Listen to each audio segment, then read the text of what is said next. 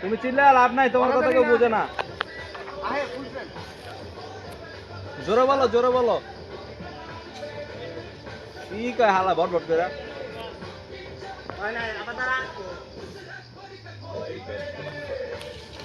পাগলের মতো একলা একলা কত গান দৌড়ে উঠতেছে। হালা পাগল। ওট ওট ওট।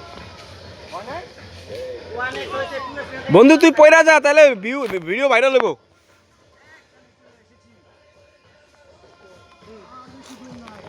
হায় হায়, এই পথ যদি শেষ না হয় তাহলে ভালো হইতো।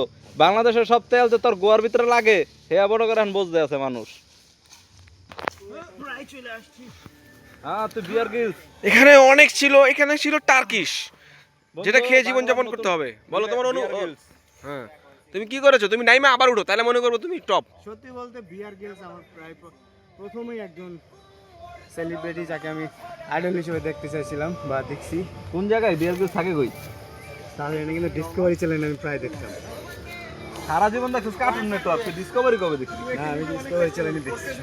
তুমি আবার নাইমা উঠো, তাহলে মনে করবো যে তুমি একদম স্ট্রং একজন ছেলে। যাও, তুই কি আরো দুর্বল বলতেছ?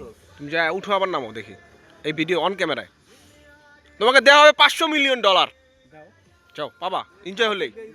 এই যে ব্যাগ ভরা টাকা আছে, এই যে আমাদের চালু বালু, ঠিক আছে। চলো।